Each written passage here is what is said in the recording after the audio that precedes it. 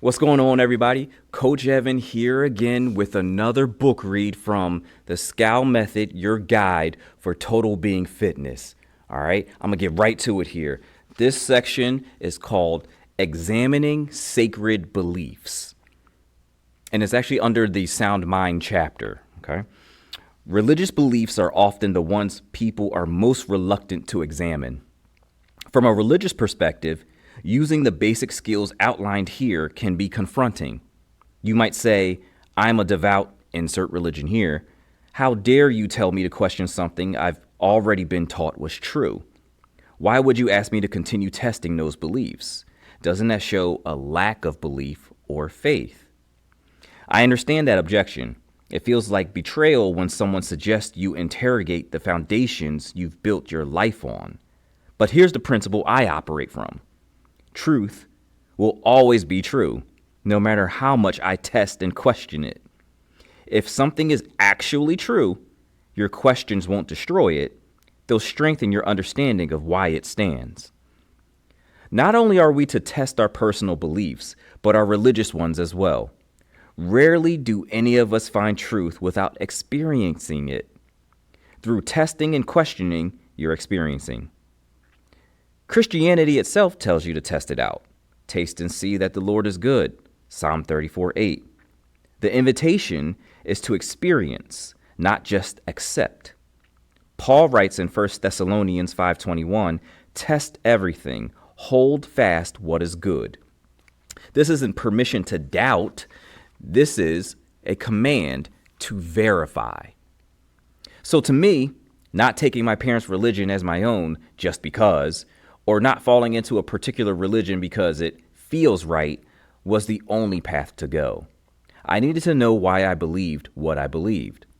Inherited faith and emotional resonance aren't enough to sustain you when that belief gets hard. You need tested conviction. I always operate on the premise that truth invites questioning and testing. That is the only way you know what is true. Counterfeits fear examination. Truth welcomes it. A faith that collapses under scrutiny wasn't built on anything solid to begin with. Real faith survives the interrogation because it's anchored in reality, not wishful thinking. This doesn't mean you approach sacred beliefs with arrogance or cynicism. Check the pitfall section for details on that. You approach them with intellectual honesty and humility, willing to follow the evidence wherever it leads, trusting that if God is real and his word is true, rigorous examination will confirm rather than contradict that reality.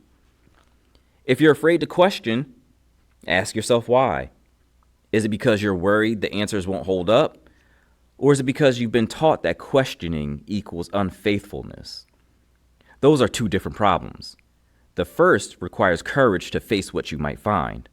The second requires courage to reject the definition of faith that treats God like he's too fragile to withstand honest inquiry. Faith, real faith, requires evidence.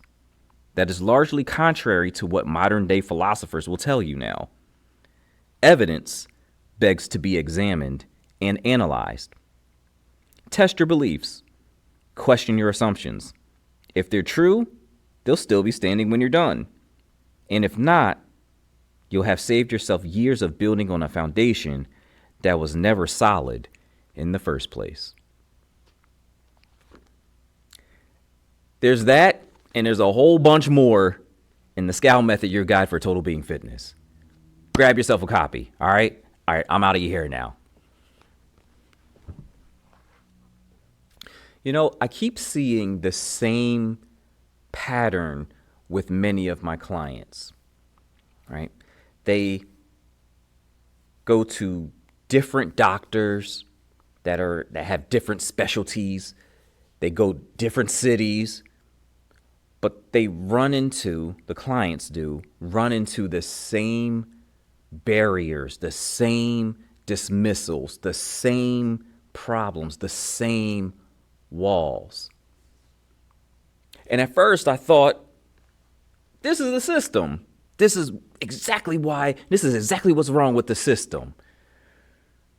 right? Because the good doctors are blocked up by insurance companies, protocols, and a whole bunch of liability issues and things like that. So they can't operate fully in their freedom, I guess, right? I was wrong about that, though. What I found, and what a lot of my clients have found, is that it's not necessarily just a system issue. We found that, yes, the system makes it hard, but many doctors just gave up. They stopped listening. They stopped thinking. They stopped caring. And then to top it off, many of them use their egos as like armor almost to shield them against challenge, to shield them against being questioned. It's like, who are you? You're not a doctor, so how dare you question me? So this episode is about why modern medicine has become a barrier instead of a partner, and why both the system and the doctors operating within the system are to blame.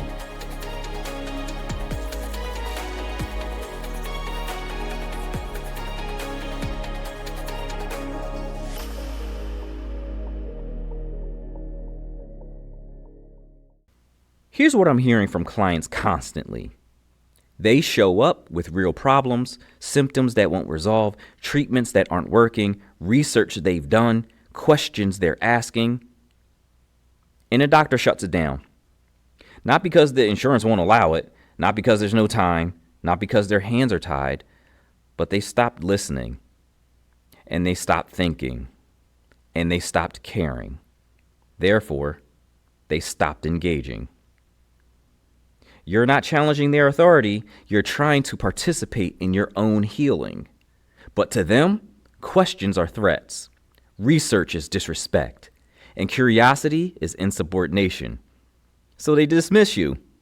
Hide behind, that's not standard of care. They refuse to explain, refuse to engage, and refuse to think. And after enough cycles of this, you start to wonder if you're the problem.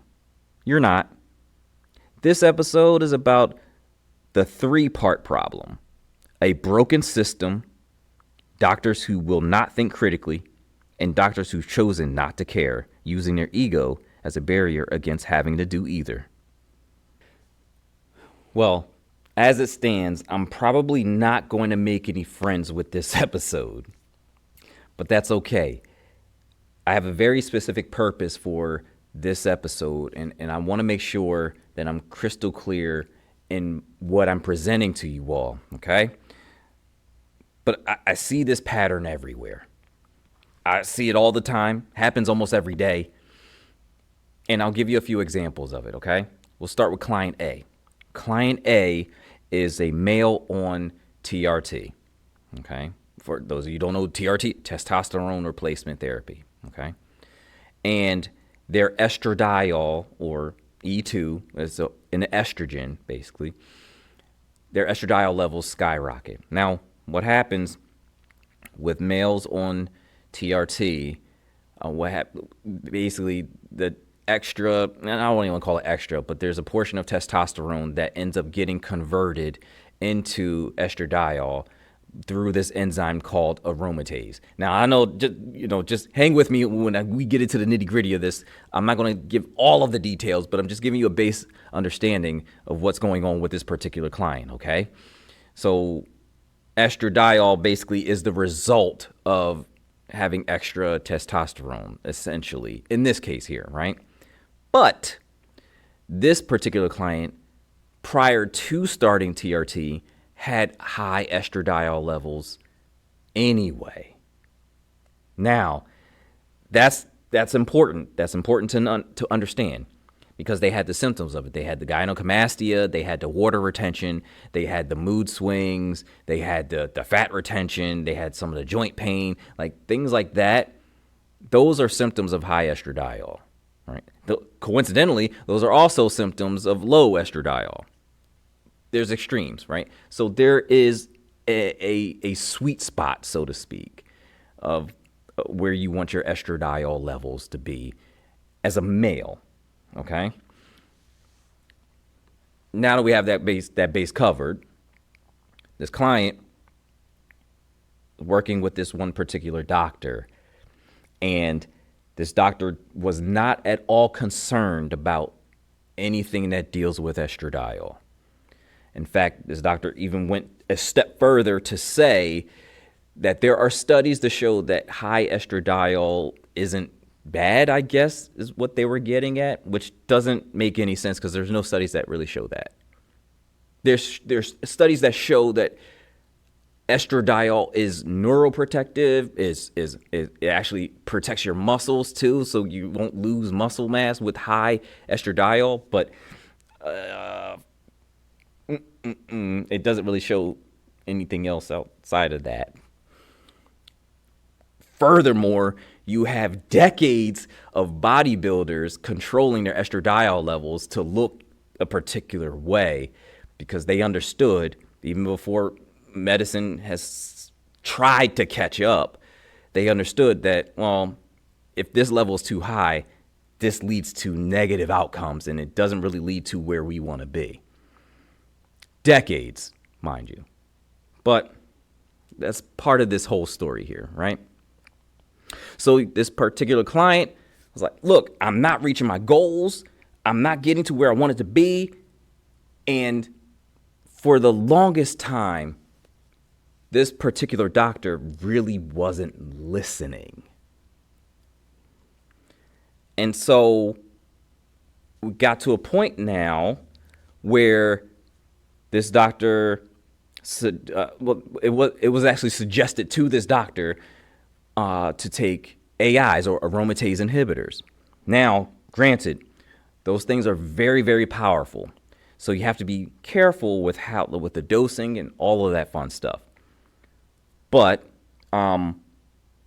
they work, right? And so there was this big situation with why they wouldn't suggest doing that, and it's all because of side effects. But the side effects only really happen if you lower it too much, lower your estradiol too much. And then this doctor was completely ignoring the side effects of having estradiol levels just running amok. So there's a little bit of it seemed not to match up too well. And then come to find out that it really comes down to liability. So this doctor in particular wasn't listening to their patient at all. And they were doing what they thought was best, which is fine, because, I mean, cool, yeah, we're worried about this, but I came to you for that. That's one example. Same path. And here's the thing, right? It's like they hid then behind studies that don't necessarily bear out that point. And they hid behind even like another disagreement of sorts with someone else that has nothing to do with it. Right? It's like, okay, cool, but what's best for that particular patient? Client B is diabetic. Client B is diabetic, and they do their research. They pull a whole bunch of research together. They know their stuff. They know what they're talking about. So to manage A1C levels, they basically determined that they need to build muscle, which research shows building muscle mass is a great way to what? Increase insulin sensitivity. So that's a way to lower A1C levels, right? But this particular client goes to their endocrinologist and they're not hearing any of it. They have a particular path, and that happens to be the path that they teach in med school, and that's the only way you're going to go. They will not hear anything else around that. So for years, this doctor was not listening to their patient. Another one, not listening. But now this is where it gets a little bit interesting, because not only were they not listening, they weren't even engaging in any way, shape, or form with what the mounds of research that this client was bringing to their doctor. They weren't even engaging at all. And this client is so involved in their health that they would do the research. It was almost as if they were running the doctor's visits themselves. They were presenting the stuff like, hey, look, I know this, what this means. I know what that means. This means that. And this was out of range and da, da, da, da, da. They were running their own doctor's visits. So this client had to go to another doctor in order to get to a point where they were building, muscle mass and all that fun stuff. And then their labs started to come back cleaner. They go back to their endocrinologist and didn't even get an acknowledgement. They had to nothing changed. They just looked at the results again. Yeah, everything's good. Okay, move on. Client C continuously was so basically client C was prescribed GLP-1s for weight loss, and for a while this one brand of GLP-1s wasn't working.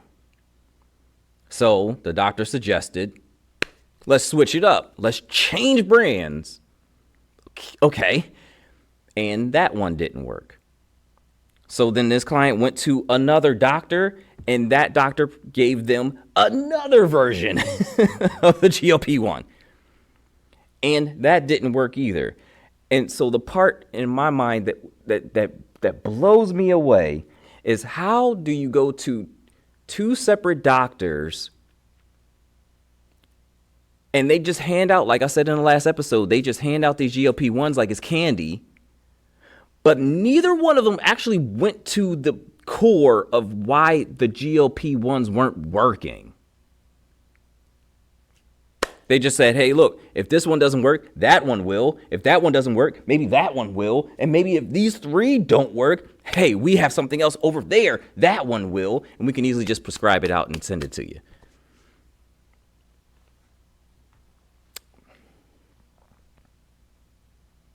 And then you have the case of my wife, who's dealt with autoimmune disease and the doctors that come with that for 40 years.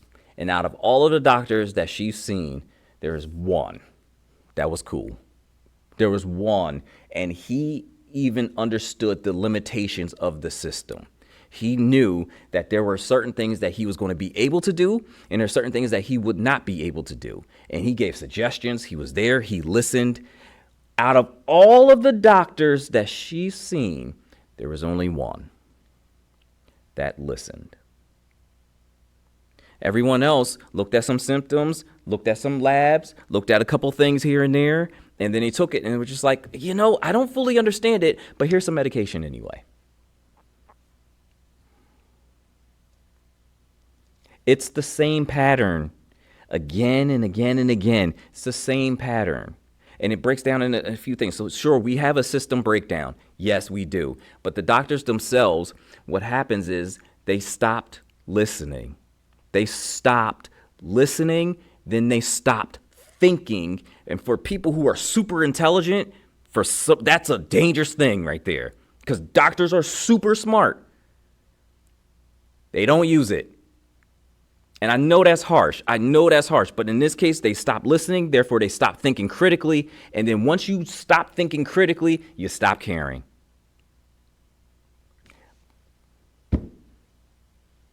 That's what's happening. That's the pattern. And this pattern is not rare at all whatsoever. It's very, very predictable. So what happens is now the system creates these barriers. But instead of instead of working with people, what doctors do is they hide behind those barriers. They hide behind the barriers that the system creates. No wonder we're in declining health overall. For as much information as we have, for as much technology as we have,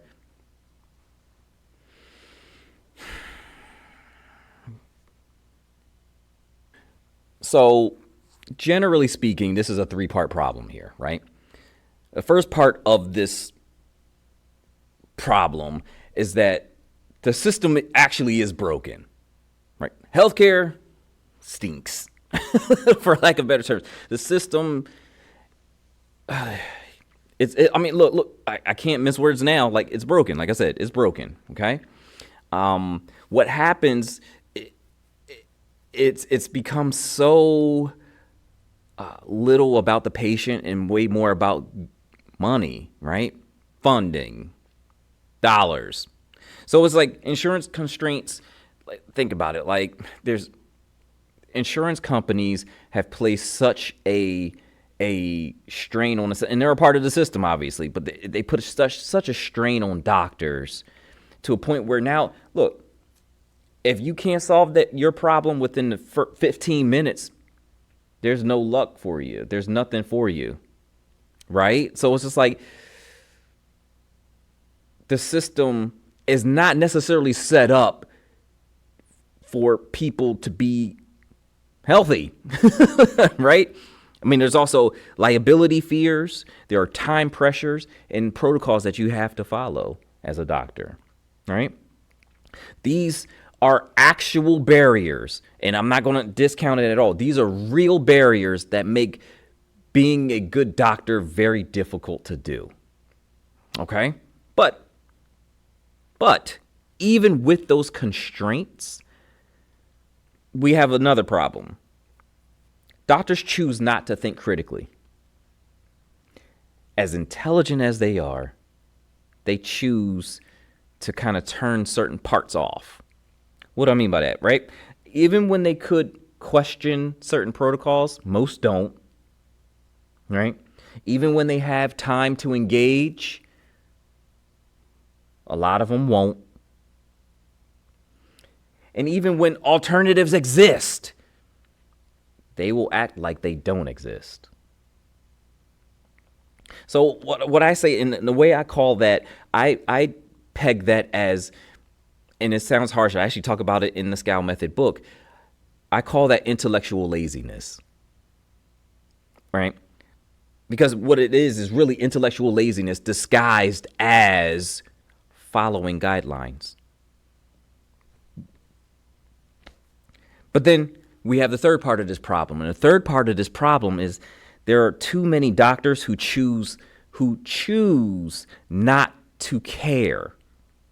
So they've relegated themselves to the whims of the system, right? They stopped fighting for patients and they made peace with mediocrity. And what I'm starting to notice even more is that we, the people, we see it. There are more people who are noticing these things and they're not having it. But what happens is then they start to ask their doctors questions, and the doctors then will see that as a challenge. So what they do, they use their ego as their armor against any challenges. And it's supposed to be a healthy conversation. And more people are deciding, they're choosing to be more active in their own healing.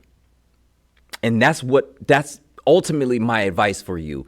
I'll get to it, but my advice for you is to be an active participant in your own healing. Okay? But here we have additional problems because of this, though, right? And there's 8 of them. They're pretty significant, right? So and I'll go through them each piece by piece, right? So problem number 1 is that the fear of liability is greater than the desire to heal. I'll repeat that. The fear of liability is greater than the desire to heal. So what the system does, basically, it protects doctors, and it protects doctors prescribing various things that could be harmful to a person, like such as SSRIs and things like that, statins, another thing, right? And the whole reason why And again, this is the bad part about the system, a bad part about the system. The whole reason why doctors feel comfortable prescribing those things is because they're FDA approved. That's their malpractice shield.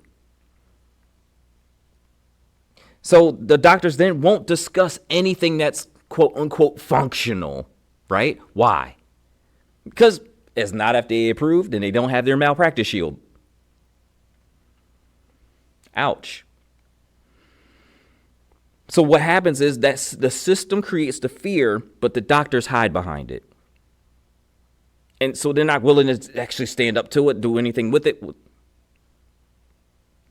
So essentially, doctors aren't avoiding functional interventions because they're dangerous. Now, that's not to say that all functional interventions are positive. That's not the case, and that's not what I'm saying. But doctors will not listen to any of them at all. I mean, case in point, take what happened. Look how long it took for peptides to even be in the conversation. Now all of a sudden it's blown up because they're FDA approved. But they've been used for decades. Literal decades. And go ask your friendly neighborhood biohacker what they've been doing for the past 10 years. Like, now all of a sudden functional medicine wants to catch up. Like, nah, come on, man. All right, well, okay. I'm getting off track. Sorry. So listen, there a lot of times what doctors will do, they'll avoid these things because they're unprotected. That's all it comes down to. Okay? And even furthermore, doctors will compound this issue by not even engaging with the patient concerning it. That's when their ego comes into play. I've experienced that myself. And apparently too many people have as well. So what this presents the kind of the guise of, like, you know, safety within the medical industry isn't really about, you know, actual biological safety. It's about legal safety, really. Problem 2. If there's a lack of evidence, doctors won't think mechanistically.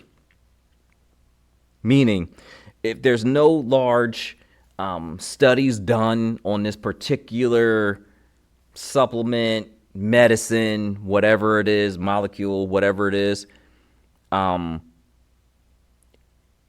they basically refuse to think about how the systems work if there's no study evidence present.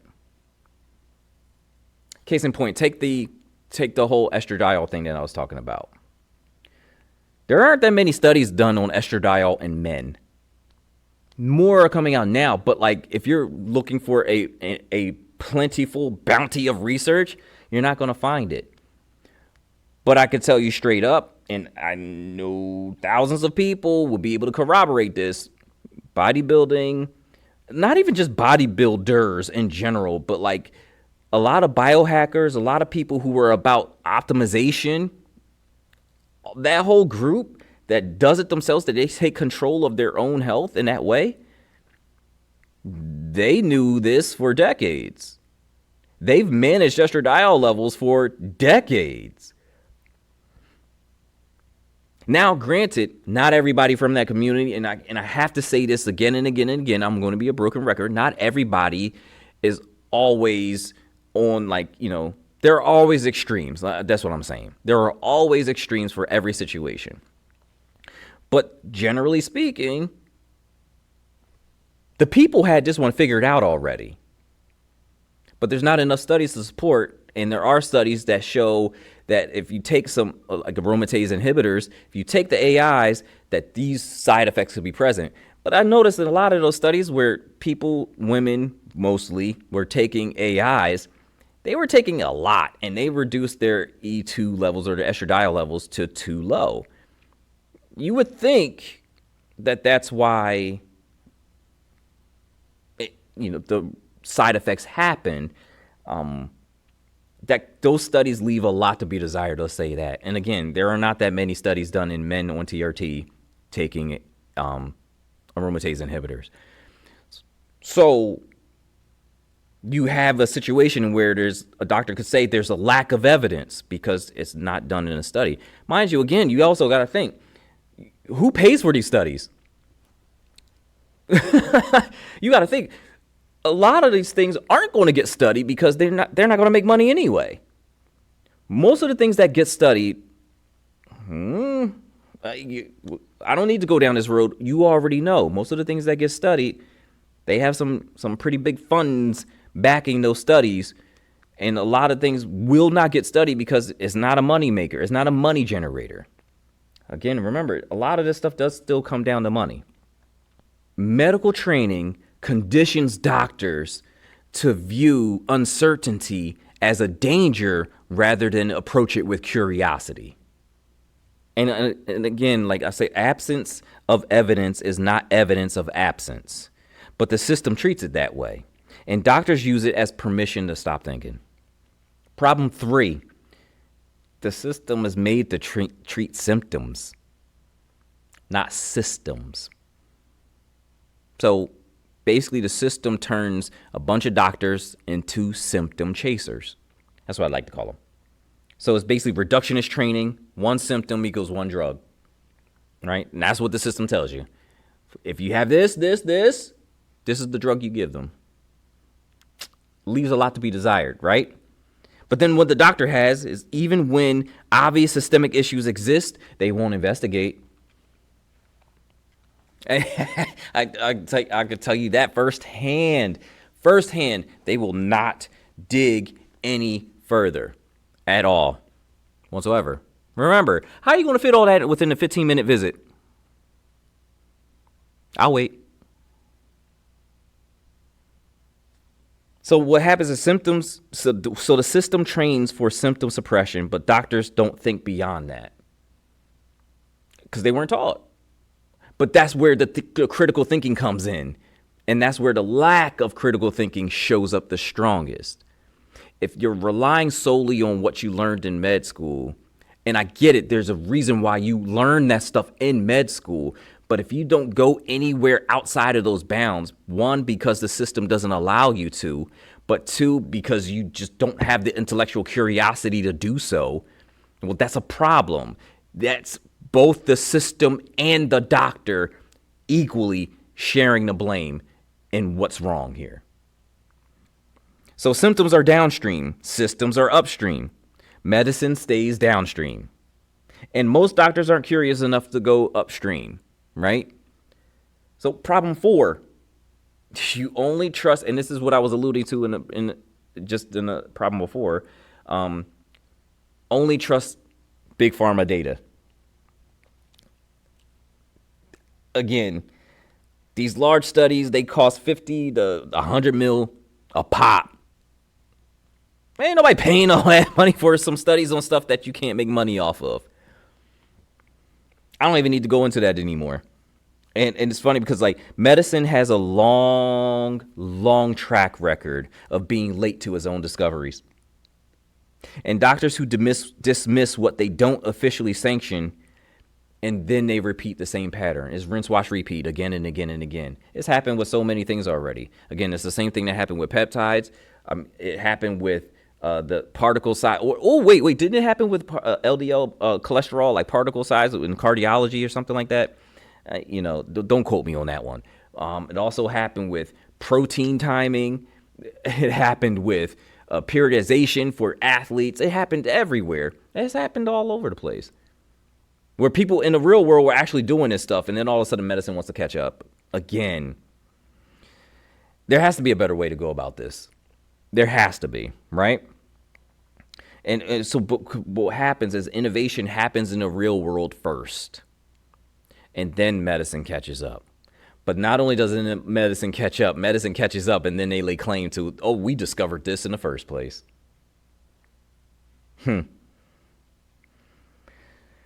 Problem number 5, we're optimizing the wrong metrics. So the system essentially pays for medicating for high cholesterol, high blood pressure. things like that, blood sugar issues, diabetes. So the system will pay for medicating that. And therefore, then what happens is the doctors don't even try to address, other interventions or what I call the basics: sleep, diet and exercise, gut issues, nutrient deficiencies. Those are all like your base things. Like should be base, right? But so the system doesn't incentivize root causes, and the doctors, again, they have so much ability to reach beyond that, and they just don't. They don't reach beyond what the system is giving them. So all in all, and then it ends up being doctors optimize the metrics they can medicate, not the systems that actually drive health. And here's the kicker. The funny thing is, when they leave the system, they have a default, right? So, private practices, functional medicine docs, things like that don't deal with the insurance companies, they still have a default. They still went to med school, right? And it really, that default is the same way as the system operates, basically, just with nicer offices. You might see your guy on. No, I'm not going to say that. So it's just but then you have others who leave the system, but they swing to the other extreme, and they're just as harmful, right? They'll go with practicing unsupported and sometimes dangerous protocols. But there are still some doctors somewhere, and again, I've seen one like this. And yeah, I've seen one. There's still some doctors out there who are evidence informed, and they're willing to think beyond the confines of the system. They're actually willing to think beyond the confines of their own thinking. And that's hard, but it's worth it because you have people's lives in your hands.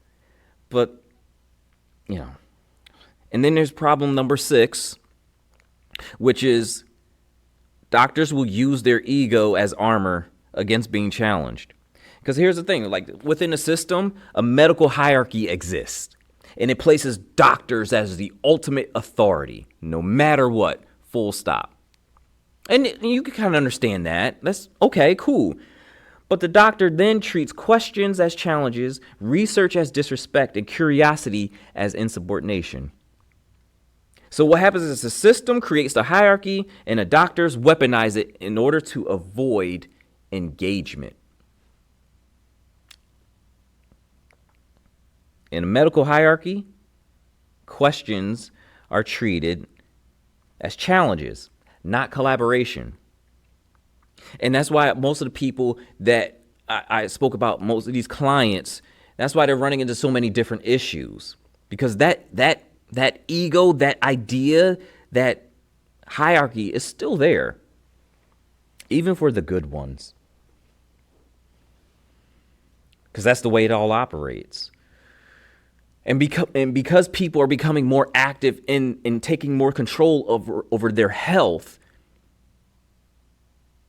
it becomes more and more prevalent of an issue of doctors going back and forth with the patients. Like, yo, no, this, I don't need to listen to this. I don't need to listen to that. I don't need to do that. You're challenging what I'm doing. Hey, no, this is what we're doing. My way or the highway, so on and so forth, right?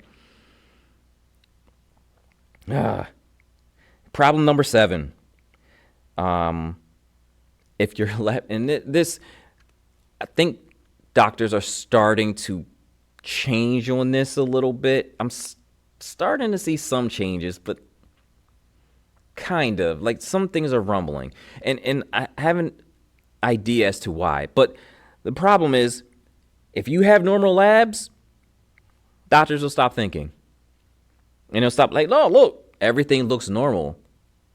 What do we need to do? And so, the system created these lab ranges, right? based on populations, not based on you individually, obviously, but based on populations. And a lot of times, a lot of us don't fit into that population, just straight up. But then what the doctor sees normal ranges, normal labs, and they stop all investigation. There's nothing else to check. Your labs are normal.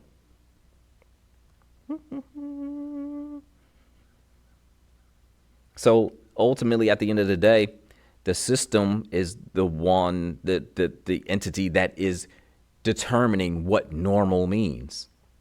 And the doctors just don't question it. So you get another problem, and the last problem, problem number 8. I have a lot for you, apparently. Problem number 8 is that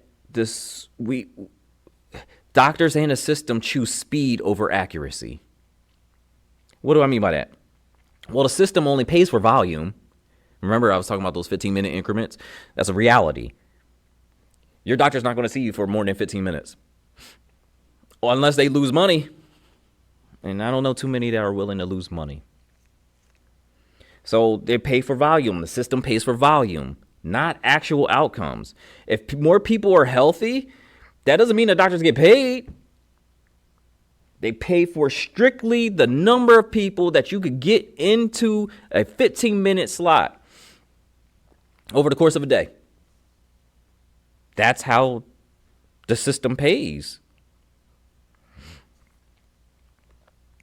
And so then what the doctors do, they line right on up because they need to get paid, right?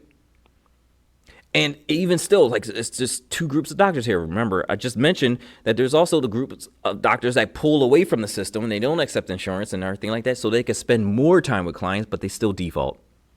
And they default right back to that 15-minute visit. Easily.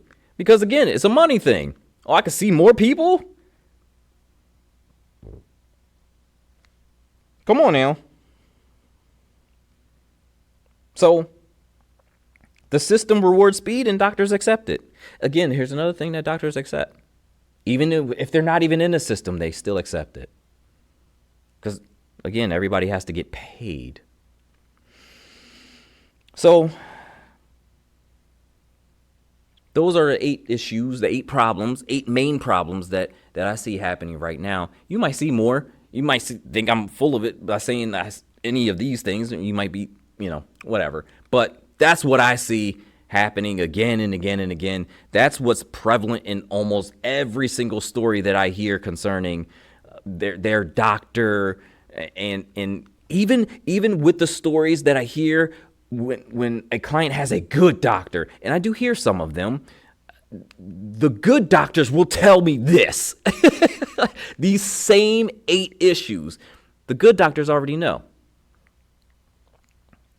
The bad doctors hide behind it.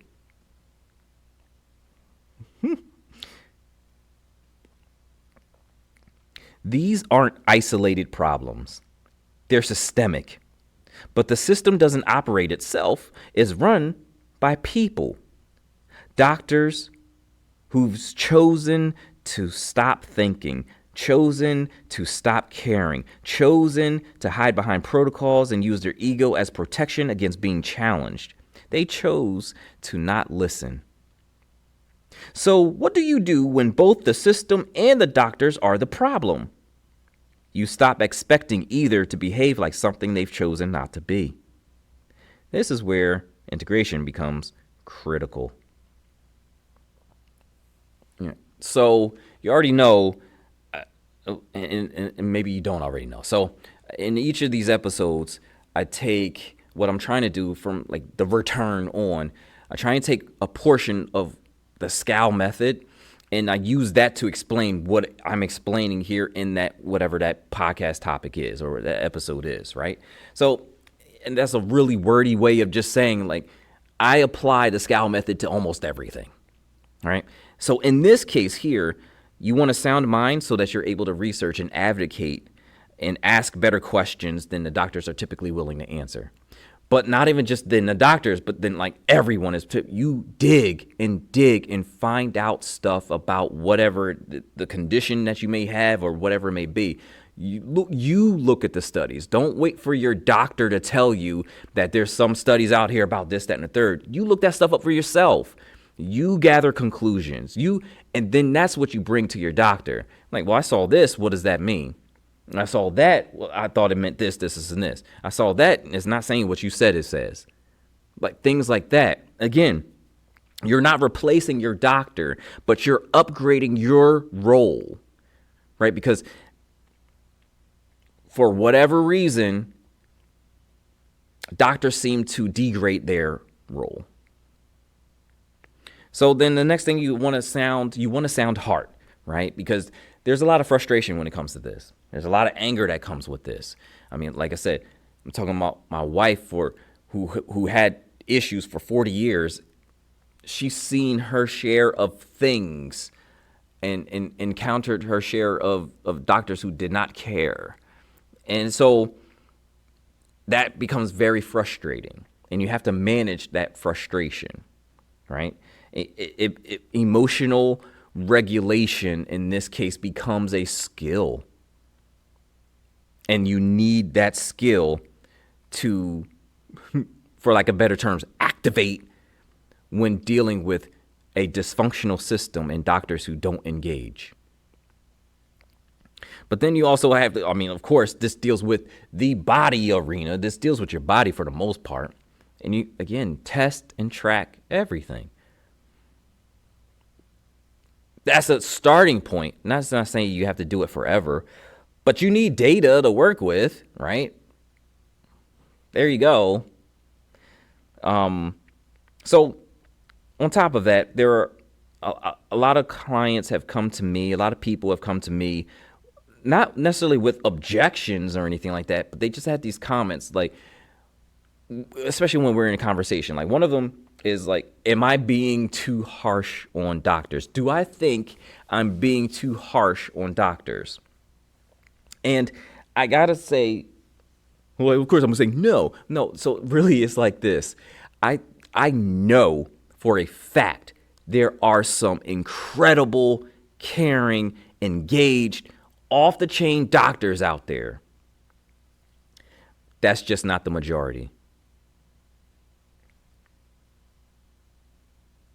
And because they're not the majority, pretending like all doctors are this great group doesn't help. It doesn't help anyone. I mean, it surely doesn't help you, right? So ultimately, I say to that, critique of a system is not necessarily a condemnation of its practitioners, but choosing not to think, not to care, not to listen, not to engage, I think that's worth calling out. Another question was, isn't this self-advocacy dangerous? And it could be, but no. Right? It's like, what's more dangerous in your mind, right? Is it this taking control of your health, doing the research yourself, digging for data yourself and bringing that to the table, or trusting someone who doesn't have your best interests at heart? Or trusting a system that doesn't have your best interests at heart? I mean, I think that one's obvious. Should people just ignore doctors? Oh, yeah, no. So that's not what I'm saying. I'm not telling you to ignore your doctor. Like I said, I'm telling you to upgrade your role. I'm telling you, the person, the listener, to become a more active participant in your own healing. Okay? The goal isn't rebellion at the end of the day. The goal is discernment. Find doctors who still think, who still listen, who still care, who haven't made peace with mediocrity. Here's what I keep seeing. Client brings research, doctor won't even read it. Client tries to explain symptoms, doctor interrupts before they finish. Client asks for a specific test, doctor hides behind no insurance code.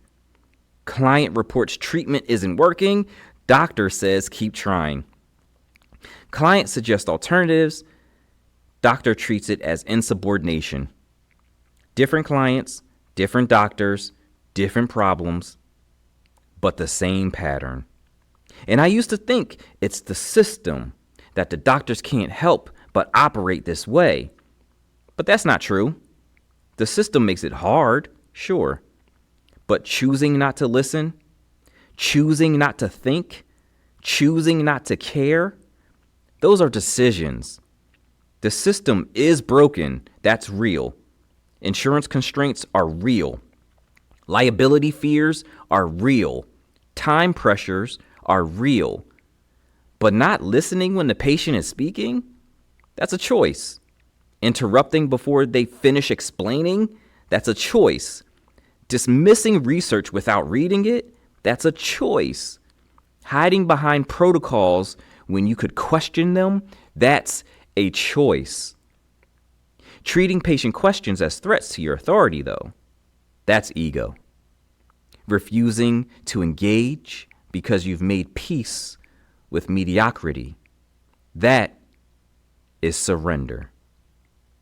The three-part problem: a broken system, doctors who won't listen, and doctors who've chosen not to think or care, using their ego as armor against having to do any of it. Listening is the first barrier. Without it, thinking critically can't happen. And without thinking, caring becomes impossible. So you have two choices. Option 1, wait for the system to fix itself and doctors to start listening again. Neither will happen. Option 2, build the integration required to navigate both a broken system and doctors who will not listen.